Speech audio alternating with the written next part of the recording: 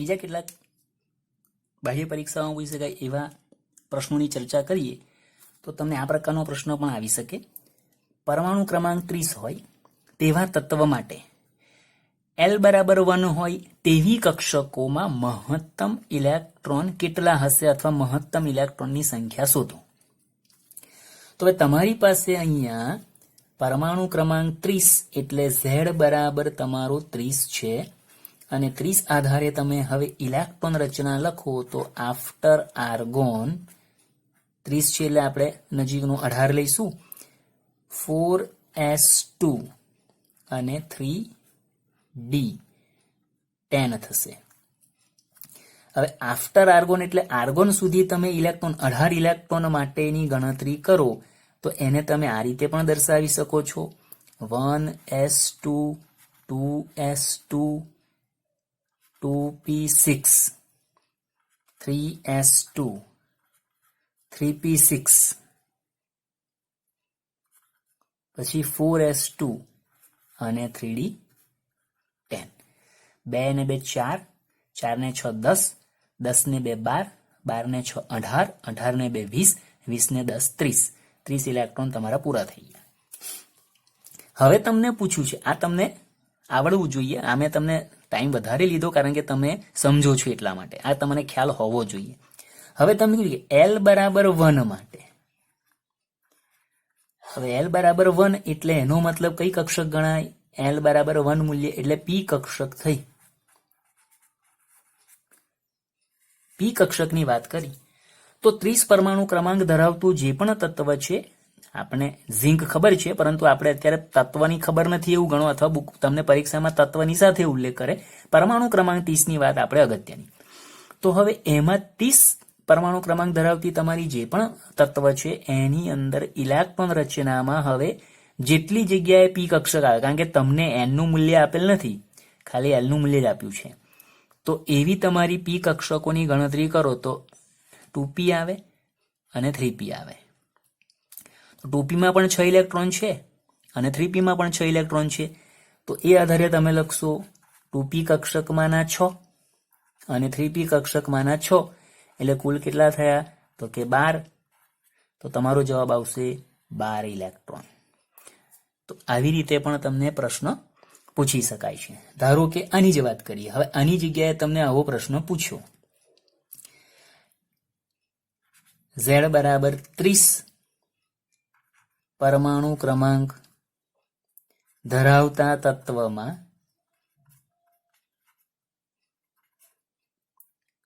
માટે L બરાબર 2 હોય, પછી બધું એનું તેવી કક્ષકોમાં મહત્તમ ઇલેક્ટ્રોન કેટલા? તો હવે અહીંયા જુઓ, ઇલેક્ટ્રોન રચના તમને આમાં આખી આવડવી જોઈએ પણ, અને લગભગ તમને આવું છે એ આ જ રીતે પૂછે કે જેમાં તમે ઇલેક્ટ્રોન રચના 30 પરમાણુ ક્રમાંક સુધીની શક્ય હોય, અથવા તો પછી છેલ્લો ઇલેક્ટ્રોન તમારું જે કક્ષકમાં ભરાયો છે એને આધારિત પણ પૂછાય, એ પણ આપણે જોઈશું. તો અહીંયા તમારી પાસે જુઓ, હવે L બરાબર 2 આવ્યું. L બરાબર 2 માટે એટલે એનો મતલબ તમારી D કક્ષકનો ઉલ્લેખ છે, અને D કક્ષકમાં અહીં જુઓ, D કક્ષક તમારી છે એ એક જ છે, 3D કક્ષક, બરાબર. તો 3D કક્ષક થઈ અને 3D કક્ષકમાં તમે જોઈ શકો છો કે તમને 10 ઇલેક્ટ્રોન આપેલા છે. તો 3D કક્ષકમાં 10 ઇલેક્ટ્રોન છે એટલે કુલ ઇલેક્ટ્રોન તમારા પ્રશ્નના જવાબ માટે L બરાબર 2 હોય તેવી કક્ષકોમાં મહત્તમ ઇલેક્ટ્રોન તો કે 10 થશે. તો આ રીતનો પ્રશ્ન આવી શકે. એને બદલે તમને હવે આવો પ્રશ્ન પણ પૂછી શકાય,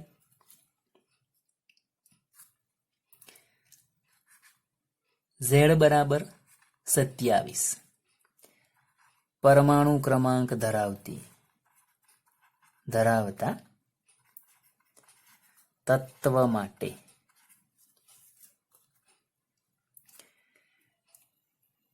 છેલ્લો ઇલેક્ટ્રોન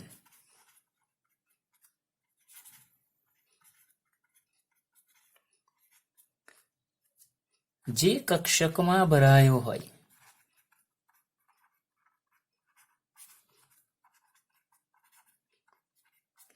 તેના એન અને એલ ના મૂલ્ય કયા હશે?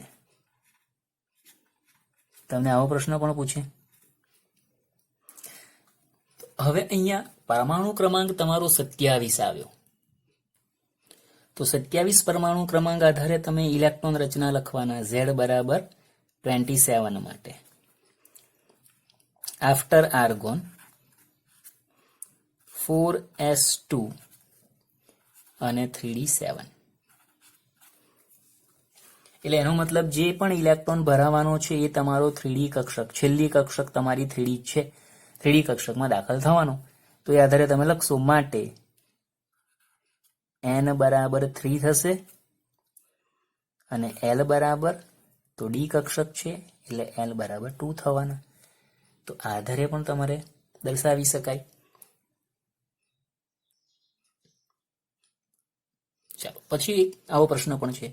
1s અને 4p ની વચ્ચે આવેલ કક્ષકોમાં l બરાબર 0 અને l બરાબર 2 માટે મહત્તમ ઇલેક્ટ્રોનની સંખ્યા શોધો. તો 1s થી 4p ની વચ્ચેની ગણતરી કરીએ તો પહેલા તમને ઇલેક્ટ્રોન રચનામાં આપણો ક્રમ આવડવો જોઈએ. 1s, 2s, 2p, 3s, 3p, 4s, 3d અને 4p. દરેકમાં કેટલા ઇલેક્ટ્રોન આવે એ પણ આપણને ખ્યાલ છે. 2, 2, 6, 2, 6, 2, અહીં 10 અને અહીંયા 6. હવે તમારો પ્રશ્ન શું છે? તમને એવું કહ્યું છે કે 1s અને 4p ની વચ્ચે, એટલે 2s થી માંડીને આપણે 3d સુધીને જ ધ્યાનમાં લેવાના. આ બેને ગણતરીમાં નહીં લેવાના, બેની વચ્ચેની વાત કરી. એમાં હવે l બરાબર 0, l બરાબર 0 એટલે s કક્ષક આવી. તો s કક્ષકમાં કોનો સમાવેશ થશે એ જોઈ લો. એક 2s આવે તો એમાં 2 ઇલેક્ટ્રોન છે. ચાલો પછી 3s પણ આવે, 3s માં પણ 2 ઇલેક્ટ્રોન ગણવાના અને 4s આવે એમાં પણ 2. તો 2s2, 3s2 અને 4s2, ટૂંકમાં 3s કક્ષકો આવી. 3 માં થઈને કુલ 6 ઇલેક્ટ્રોન તમારા આવવાના. તો l બરાબર 0 માટે મહત્તમ 6 ઇલેક્ટ્રોન થશે. એની જગ્યાએ હવે તમને l બરાબર 2 માટે પૂછ્યું, તો l બરાબર 2 એટલે તમારી ડી કક્ષક ગણાશે. તો ડી કક્ષક જુઓ અહીંયા કઈ જગ્યાએ આવે, આયરી 3D એટલે એક જ આવે છે 3D, અને એમાં કેટલા ઇલેક્ટ્રોન છે? મહત્તમ 10. તો આમાં મહત્તમ 10 ઇલેક્ટ્રોન આવશે. આ તમારા 2 જવાબ થશે. આવું કોઈ પણ 2 કક્ષકોની વચ્ચેનો ઉલ્લેખ કરીને પણ પૂછી શકાય છે. હવે એની જગ્યાએ આવો પ્રશ્ન પણ છે. ક્રોમિયમ, જેનો પરમાણુ ક્રમાંક 24 છે, ક્રોમિયમ માટે 3D કક્ષકમાં રહેલા ઇલેક્ટ્રોન માટે ms એટલે સ્પિન ક્વોન્ટમાર્ક નું કુલ મૂલ્ય કેટલું થશે? હવે સ્પિન ક્વોન્ટમાર્ક એટલે આપણો છેલ્લો ક્વોન્ટમાર્ક છે, જેમાં 2 જ મૂલ્ય આવે, કાં તો +½ કાં તો -½ હવે એની અંદર તમને પહેલા ઇલેક્ટ્રોન રચના ન આવડે તો આ જવાબ તમે સાચો ન લખી શકો. એટલે આપણે પહેલા ક્રોમિયમની ઇલેક્ટ્રોન રચના લખીશું. પરમાણુ ક્રમાંક 24 છે એટલે આફ્ટર આર્ગોન થી શરૂ કરીએ. આફ્ટર આર્ગોન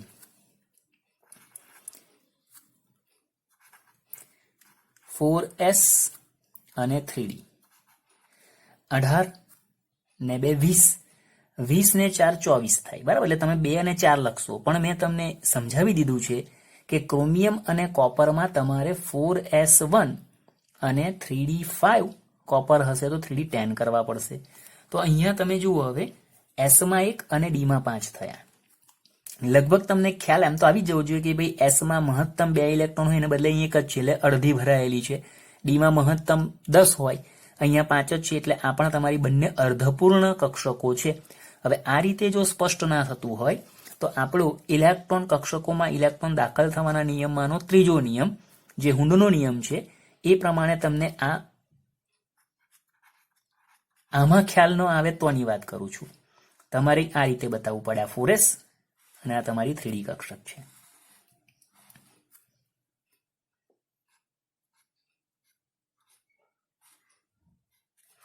અને એમાં તમે ઇલેક્ટ્રોન 4s તો કે 1, 3d તો 5 ઇલેક્ટ્રોન તમારે આ જ રીતે દર્શાવવા પડશે.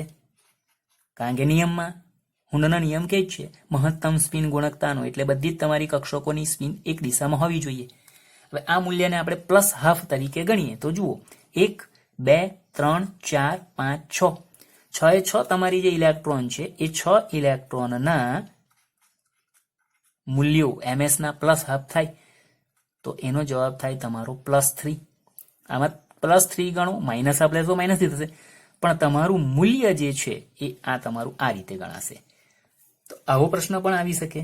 ક્રોમિયમને બદલે તમને બીજું કોઈ કોબાલ્ટ મૂકે, સ્કેન્ડિયમ મૂકે, ટિટેનિયમ મૂકે, ગમે તે આપે, તમને આ રીતે અહીંયા એમએસનું મૂલ્ય શોધતા આવડવું જોઈએ. આવું આને બદલે ઓછા પરમાણુ ક્રમાંકવાળા તત્વોના સંદર્ભમાં પણ આવી શકે છે. હવે તમને આવૃત્તિ અને તરંગ લંબાઈ વચ્ચેનો સંબંધ આધારિત પણ પ્રશ્ન પૂછાય છે. હવે નોર્મલી આપણને ખબર છે કે આવૃત્તિ બરાબર c/λ થાય, અથવા લેમડા બરાબર કરો તો c/ν થશે, જેમાં c તમારું છે એ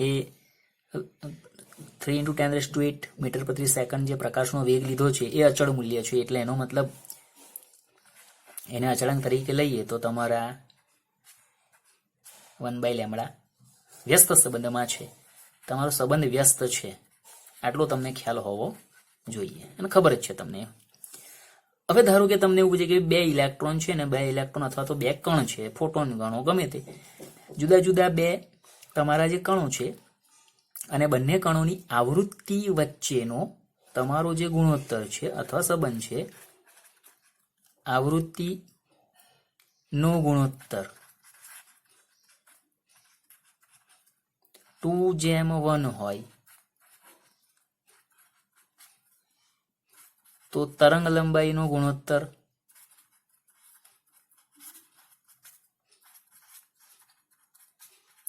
તો ઉલટો થઈ જાય. તો તરંગ લંબાઈનો ગુણોત્તર જે છે આ 2:1 છે, તો તરંગ લંબાઈનો ગુણોત્તર 1:2 થઈ જાય. અને ધારો કે આવૃત્તિનો ગુણોત્તર તમારો છે એ 1:2 છે, તો આ 2:1 થઈ જાય. હવે તમને આવો પ્રશ્ન આ રીતે પૂછાય. દાખલા તરીકે 2 કણો છે અને 2 કણોની આવૃત્તિ, જુદા જુદા 2 કણોની આવૃત્તિ, એના મૂલ્યોની વાત કરીએ તો એકની આવૃત્તિ એટલે ν1 બરાબર 100 સેકન્ડ ઇનવર્સ છે, અને બીજાની આવૃત્તિ ν2 લઈએ 200 સેકન્ડ ઇનવર્સ છે. તો તેમની તરંગ લંબાઈના મૂલ્યો કેટલા હશે આવું પૂછાય, અથવા તરંગ લંબાઈનો ગુણોત્તર પૂછાય. તો આપણે તો ઉપરનું સૂત્ર છે ν બરાબર c/λ, એટલે λ બરાબર c/ν, c બંનેમાં તમારો સરખો જ આવવાનો છે. તો આપણે સીધું સંબંધ આ રીતે લઈ લઈએ, ν1 બરાબર c/λ1 છેદમાં ν2 બરાબર c/λ2 બરાબર. તમારા cc છે બંનેમાંથી દૂર થવાના, એટલે તમે લખશો માટે ν1/ν2 બરાબર λ2/λ1. ν1 નું મૂલ્ય છે 100 સેકન્ડ ઇનવર્સ, ν2 નું મૂલ્ય છે 200 સેકન્ડ ઇનવર્સ, બરાબર λ2/λ1. તો λ1 નું મૂલ્ય તમને મળે છે હવે 200, બરાબર, અને λ2 નું મૂલ્ય મળે છે તમને 100. તો તમે જોઈ શકો છો સંબંધ તમારો છે એ ઉલટો, એટલે ગુણોત્તર પૂછાયો તો ગુણોત્તર તમારો λ1/λ2 બરાબર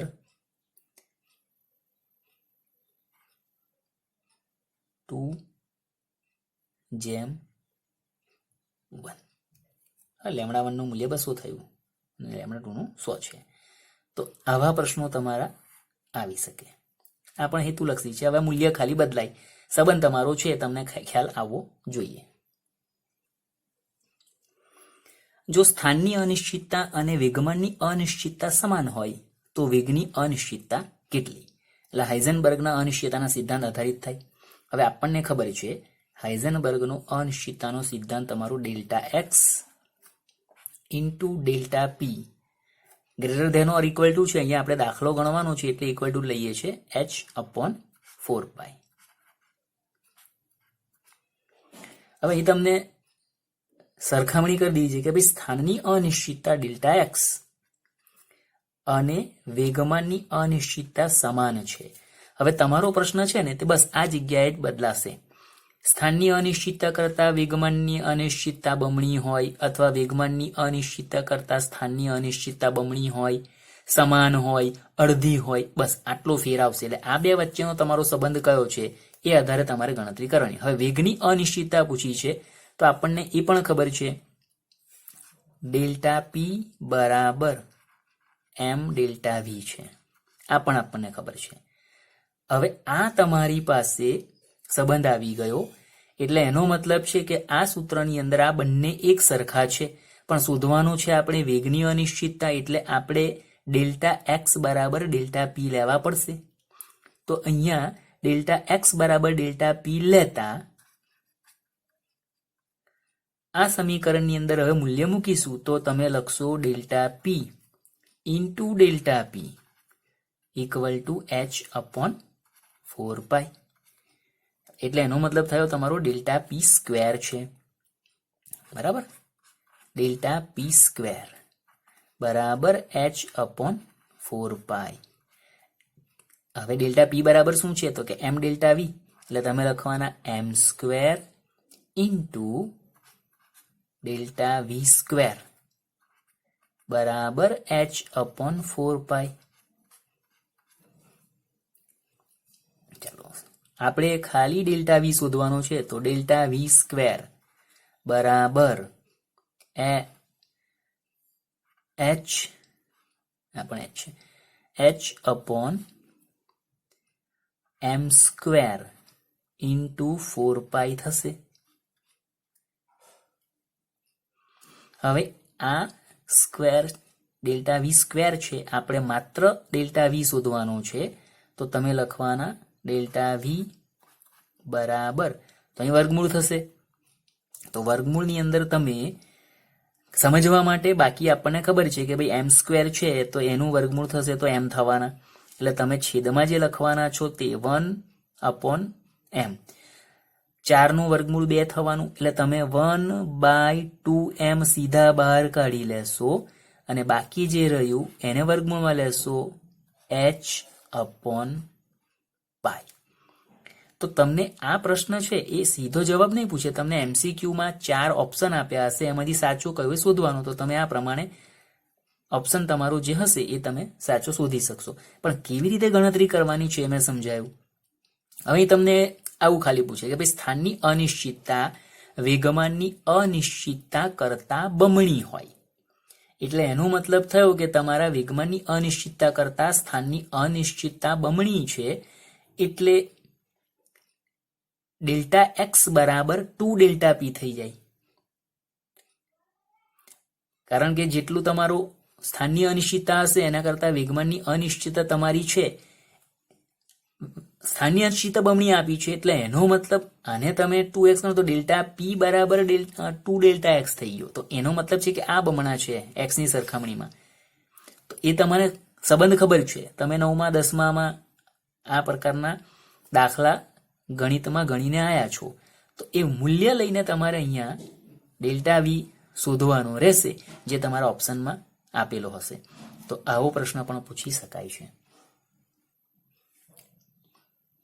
હવે આ પ્રશ્નની વાત કરીએ. કોઈ એક ઇલેક્ટ્રોન છે, ઇલેક્ટ્રોનની ગતિ ઉર્જા 4 ગણી કરીએ તો તેની તરંગ લંબાઈ છે કેટલી થાય.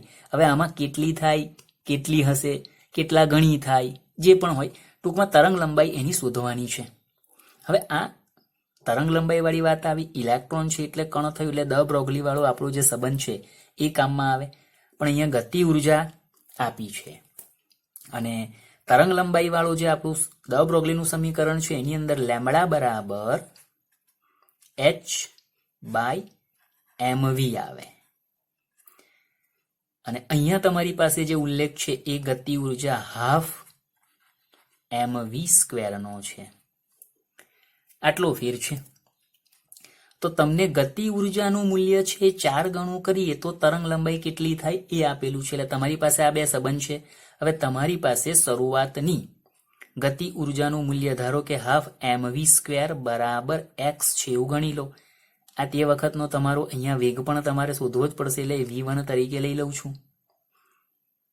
તો એ પ્રમાણે હવે હું આ v1 નું મૂલ્ય આની અંદર, કારણ કે મારે તરંગ લંબાઈ સાથેનો સંબંધ શોધવો છે એટલા માટે કે ભાઈ જ્યારે ગતિ ઉર્જા x હોય ત્યારે તરંગ લંબાઈ કેટલી હોય એ મળે તો તમને 4 ગણી કરવાથી મળશે. તો આપણે પહેલા v1 શોધવો છે. v1 સ્ક્વેર બરાબર 2x બાય m થશે. બરાબર, v1 સ્ક્વેર બરાબર 2x બાય m થશે. હવે એના પરથી v સ્ક્વેર પર જઈએ એટલે v1 સ્ક્વેર હવે v1 બરાબર વર્ગમૂળ 2x બાય m. આ તમારા લેમડા શોધવા માટે તમારી પાસે પહેલું આ મૂલ્ય તમારી પાસે આવવું જોઈએ. હવે આના પરથી તમે લખશો માટે λ1 બરાબર h upon m into root 2x by m. બરાબર, આ એક તમારી પાસે λ1 નું મૂલ્ય આવ્યું. આપણે અત્યારે મૂલ્ય નથી મૂકવા, કારણ કે સીધો λ1 અને λ2 વચ્ચેનો સંબંધ કરીશું એટલે તમને ખ્યાલ આવી જશે, એટલા માટે આપણે મૂલ્ય મૂકીને ટાઈમ બગાડવાનું નથી. ચાલો, એ જ પ્રમાણે હવે λ2 આ λ1 ગણીએ છીએ તો λ2 બરાબર h બાય mv, અને અહીંયા હવે ગતિ ઉર્જા તમારી છે 4 ગણી કરીને એટલે v2 સ્ક્વેર બરાબર 4x લઈશું આપણે. તો અહીંયા માટે v2 સ્ક્વેર બરાબર 4 ઇન્ટુ 2 એટલે 8x બાય m, અને એના ઉપરથી હું v2 લખીશ. તો આમાં 4 ઇન્ટુ 2 છે, બરાબર, અને 4 છે એનું વર્ગમૂળ 2 થાય એટલે તમે સીધા 2 into root 2x by m થશે. કારણ કે આ 8x એટલે આપણે લખીશું 4 ઇન્ટુ 2x બાય m, અને 4 નું વર્ગમૂળ 2 થશે, અને આ 2x બાય m છે એ રૂટ 2x બાય m તરીકે લખ્યા. હવે આનું મૂલ્ય અહીં મૂકો માટે λ2 બરાબર h upon m into 2 root 2x by m. આ λ2 નું મૂલ્ય મળ્યું. ચાલો, હવે ખાલી સરખામણી કરીએ તો તમને ખ્યાલ આવી ગયો આ 2 વધારાના છેદમાં છે. હવે આપણે સરખામણી λ1 બાય λ2 બરાબર, તો λ1 નું મૂલ્ય છે તમારું h upon m into root 2x by m છેદમાં h upon m into 2 root 2x by m. ચાલો, તો આમાં બધું કોમન છે, ખાલી 2 વધારાના છે એટલે તમે માટે અથવા તો તમે સામે લખો માટે λ1 બાય λ2 બરાબર 1 બાય 2. એટલે એનો મતલબ એવો થયો કે તમારે λ1 આ તમારા છે છેદના છેદમાં છે, સોરી એટલે 2 બાય 1 થશે. બરાબર, કારણ કે આ h by m into 2 root 2x upon m છે, છેદના છેદમાં છે એટલે અંશમાં ગયા, એટલે λ1 તમારા છે એ 2 છે અને λ2 તમારા 1 થયા. તો શરૂઆતની તરંગ લંબાઈ તમારી 2 છે, અંતિમ તરંગ લંબાઈ 1 થઈ, એટલે આનો મતલબ કે ઇલેક્ટ્રોનનો, આના પરથી તમે લખશો ઇલેક્ટ્રોનની ગતિ ઉર્જા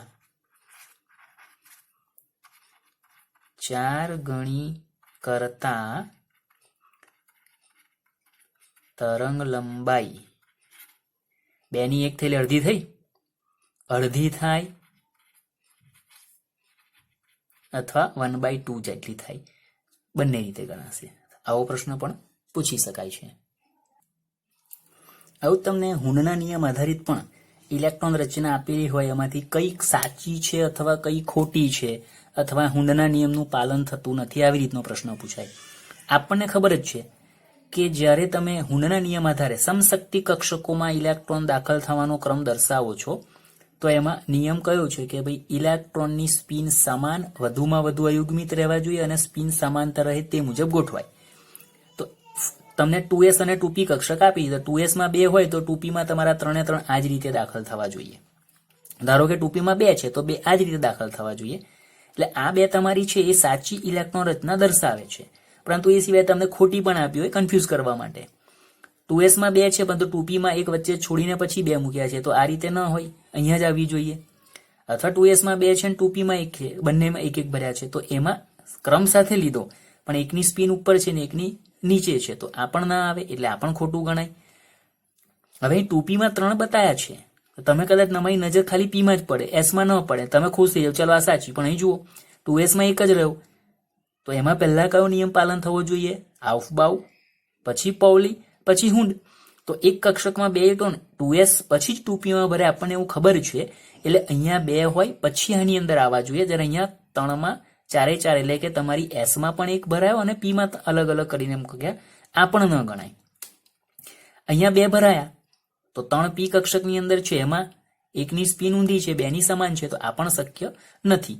એટલે આ પ્રકારનું એ બધું લગભગ તમને ખ્યાલ છે, પણ આ તમને હું યાદ દેવડાવું કે આવું પણ તમને માત્ર ગૂંચવવા માટે પૂછી શકે છે, આપણને ખબર હોવી જોઈએ. એટલે 3 નિયમ તમારા કમ્પ્લીટ હશે તો લગભગ તમે જવાબ સાચા સારી રીતે નક્કી કરી જ શકશો.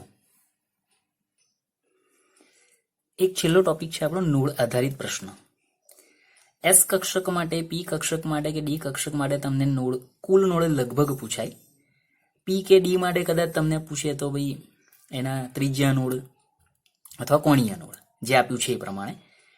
S માટે આપણને આપી દીધું કે ભાઈ n-1 નોડ S કક્ષક ધરાવે, કોઈ પણ હોય પછી. ધારો કે આપણી પાસે તમને એવું પૂછે કે 4s કક્ષક માટે, તો 4s કક્ષકમાં નોડની સંખ્યા તમારી તો કે n-1 એટલે n બરાબર 4 છે તો 4 - 1 એટલે અહીંયા તમારી 3 નોડ થાય. P કક્ષક માટે તો એમાં n-2 આપ્યા છે. હવે એમાં ત્રિજ્યા નોડ પ્રમાણે જઈએ તો એમાં પણ n-l-1 થી જ ગણવાનું છે. હવે આમાં P કક્ષક માટે l નું મૂલ્ય એક ફિક્સ રહેવાનું, તો n-1 તો n-2 સીધા લીધા છે એટલે n-2 થી તમે એમાં નોડની સંખ્યા લખી શકો છો. દાખલા તરીકે તમને એમાં પણ આપણે 4p જ લઈએ છીએ. ભાઈ 4p કક્ષક માટે નોડ કેટલા? તો n બરાબર 4 છે અને p નું મૂલ્ય તમારે -2 તો n-2 એટલે તમારે 4p કક્ષક માટે 2 નોડ આવશે. ચાલો D કક્ષક માટેની વાત કરીએ તો D કક્ષકની અંદર નોડની સંખ્યા તમને કોણીય નોડ અને ત્રિજ્યા નોડનો સરવાળો કરવાથી મળે. હવે એમાં આપણે તમારી બુકમાં જે 3D કક્ષક માટે મેં તમને સમજાવી દીધેલું છે કે ભાઈ 3D કક્ષક માટે જઈએ તો 3D કક્ષક માટે નોડની સંખ્યામાં કોણીય નોડ લઈએ તો l નું મૂલ્ય, તો D કક્ષક માટે l નું મૂલ્ય તમારું જે થાય એ 2 થવાનું. અને એની જગ્યાએ તમારે ત્રીજા નોડ શોધવા છે તો અહીંયા 3 આવશે, માઇનસ અહીંયા 2 આવવાના, -1 આવવાના. તો n એટલે 3 અને આ તમારા -2 - 1 એટલે -3, n-3 તો 3 - 3 એટલે 0 તો 2 જ આવે. તો 3D કક્ષક માટે નોડની સંખ્યા 2 થઈ. તો એ હવે સીધી જ ગણતરી કરવી હોય તો અહીંયા તમે n-1 લખો તો પણ તમને D કક્ષક માટેની નોડની સંખ્યા મળી જાય. દાખલા તરીકે આપણે 5D માટેની વાત કરીએ છીએ. 5D કક્ષક માટે નોડની સંખ્યા કેટલી? હવે નોડની સંખ્યા કાં તો તમને કોણીય નોડ પૂછ્યું તો કોણીય નોડ એટલે l બરાબર, હવે 5D માટે l નું મૂલ્ય 2 આવે એ આપણને ખબર જ છે, તમને આગળ મેં વાત કરી પણ દીધી છે. આ કોણીય નોડ થયા. ત્રીજા નોડ n-l-1 તો n નું મૂલ્ય થાય તમારું 5, l નું મૂલ્ય છે 2 અને 1 ઓછા કરવાના તો 5 - 2 ઓછા 1 એટલે 5 માંથી 3 બાદ કરો એટલે તમારી પાસે જવાબ આવશે 2. L નું મૂલ્ય 2 એટલે કે કોણીય નોડ 2, ત્રીજા નોડ પણ 2. સરવાળો કરો 2 + 2 4, તો n-1 પ્રમાણે તમે 5 - 1 કરો તો પણ તમને મળે છે n-1 બરાબર 5 - 1 એટલે 4. તો આ પ્રમાણે તમે SPD કક્ષક માટે નોડની સંખ્યા તમે દર્શાવી શકો છો. તમને આવો પ્રશ્ન પણ પૂછી શકાય. આ બધા તમારા હેતુલક્ષી પ્રકારના પ્રશ્નો જે તમારા 1 માર્ક, 4 માર્ક જે આપણે ગુજકેટ, જી અને નીટ આધારિત છે એમાં પૂછી શકાય. આ પ્રશ્નોની આપણે ચર્ચા કરી.